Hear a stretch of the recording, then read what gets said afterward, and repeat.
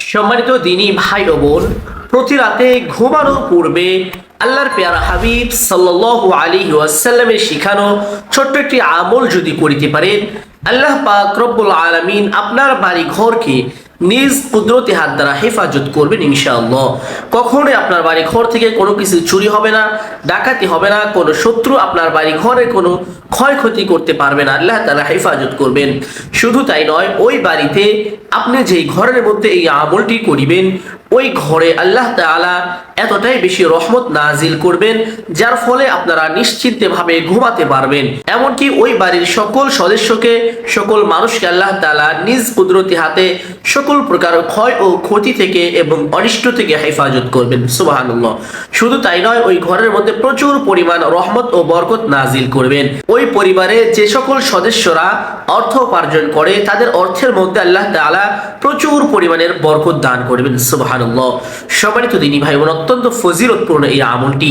বেশি কথা বলবো না, অল্প কথার মধ্যেই আমি আপনাদেরকে সমস্ত বিষয়গুলো বুঝিয়ে দেওয়ার চেষ্টা করব ইনশাআল্লাহ। সম্মানিত দিনী ভাই বোন, আমলগুলো কিভাবে করবেন? প্রথমে আপনারা পবিত্রতা অর্জন করবেন। পাক ও সাফ একটি পরিষ্কার জামা পরিধান করবেন। যে কাপড়ের মধ্যে নাপাকি নেই, পবিত্র একটি কাপড় পরিধান করবেন। অথবা অজু করবেন। অজু করা হলে একটি পবিত্র স্থানে বসে পড়বেন, অর্থাৎ আপনার বিছানার উপরে বসে পড়বেন।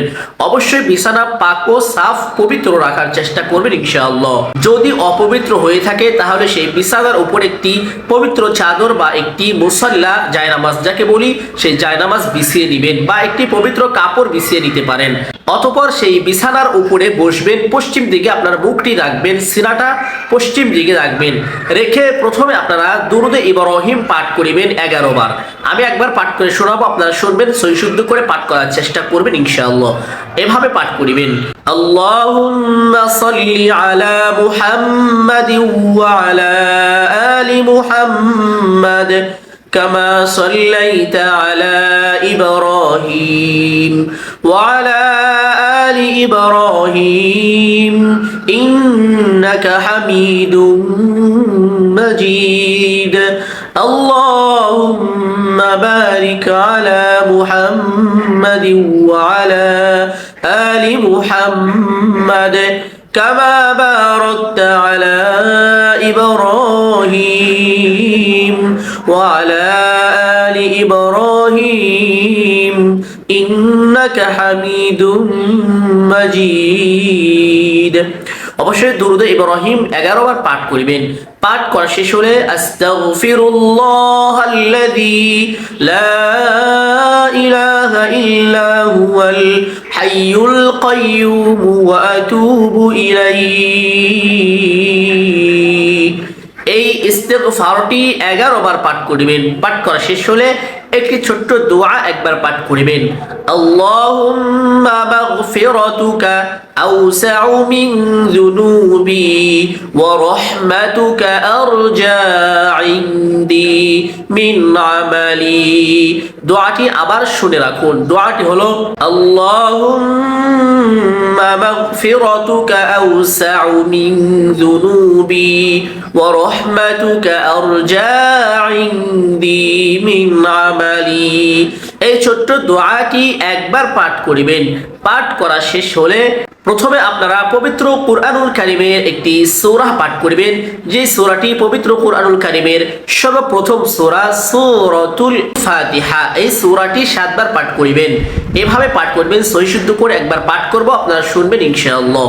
আলহামদুলিল্লাহি রাব্বিল আলামিন আর রহমানির রহিম মালিকি ইয়াউমিদ্দিন إياك نعبد وإياك نستعين اهدنا الصراط المستقيم صراط الذين أنعمت عليهم غير المغضوب عليهم ولا الضالين آمين। এভাবে এই সূরাটিকে 7 বার পাঠ করতে হবে। পাঠ করা শেষ হলে আপনারা পবিত্র কুরআনুল কারীমের অত্যন্ত পাওয়ারফুল এবং শক্তিশালী একটি আয়াত পবিত্র কোরআনুল কারীমের মধ্যে যতগুলো আয়াত রয়েছে সকল আয়াতের চাইতে মহান আল্লাহ পাক রব্বুল আলামিন একটি আয়াত অত্যন্ত পাওয়ারফুল এবং গুরুত্বপূর্ণ বানিয়ে দিয়েছেন। সেই আয়াতটি হলো আয়াতুল কুরসি। এই আয়াতের অনেক ফজিলত রয়েছে, যে ফজিলত নিয়ে যদি আলোচনা করতে যাই তাহলে অনেক সময় লাগবে।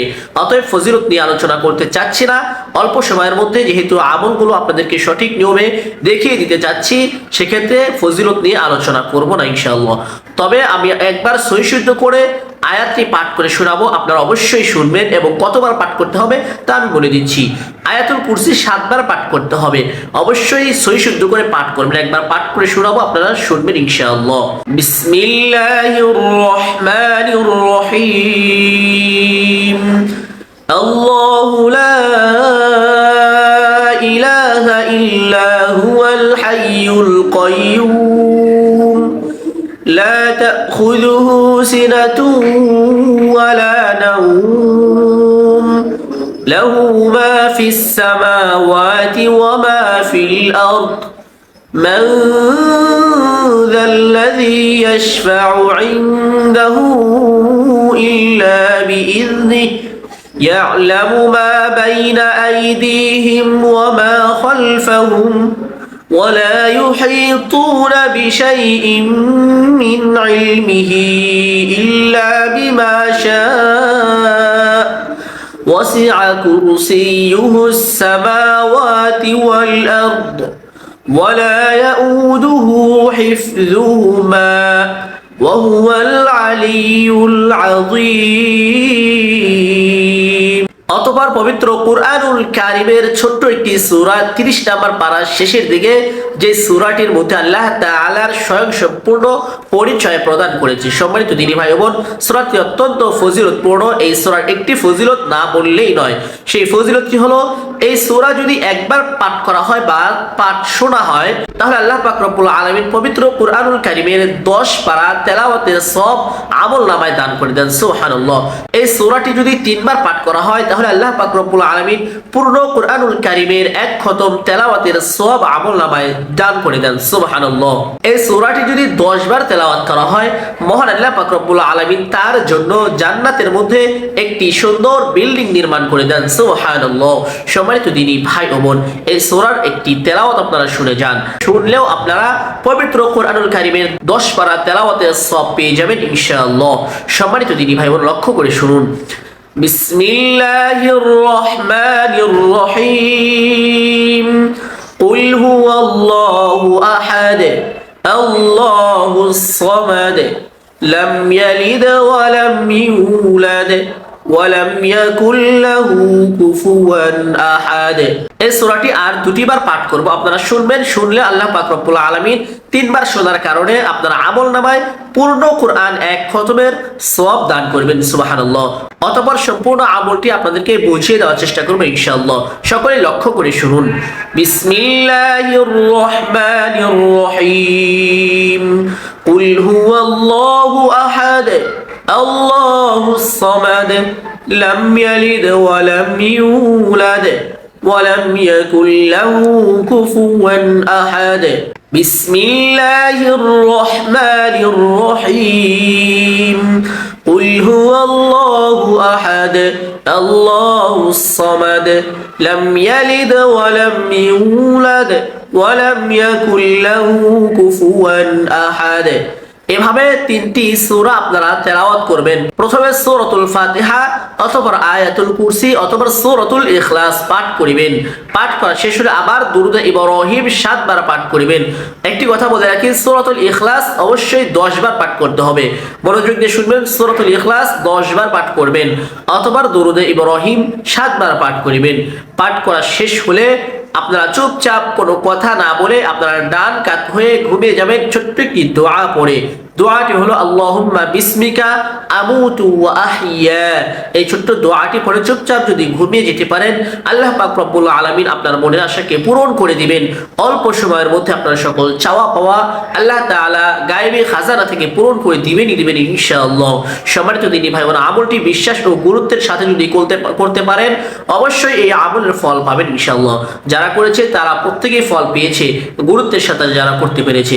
যারা অবহেলা করেছে তারা ফল পায়নি। সম্মানিত দিনী ভাই ও বোন, আমলটি অত্যন্ত ফজিলতপূর্ণ এবং গুরুত্বপূর্ণ, আশা করি বুঝতে পেরেছেন। প্রত্যেকে ভিডিওটি শেয়ার করে লক্ষ কোটি মুসলমানদের নিকট পৌঁছে দিবেন। ভালো থাকবেন, সুস্থ থাকবেন, একটি লাইক করবেন এবং চ্যানেলটি সাবস্ক্রাইব করে রাখবেন। ধন্যবাদ। আসসালামু আলাইকুম ওয়া রাহমাতুল্লাহি ওয়া বারাকাতুহু।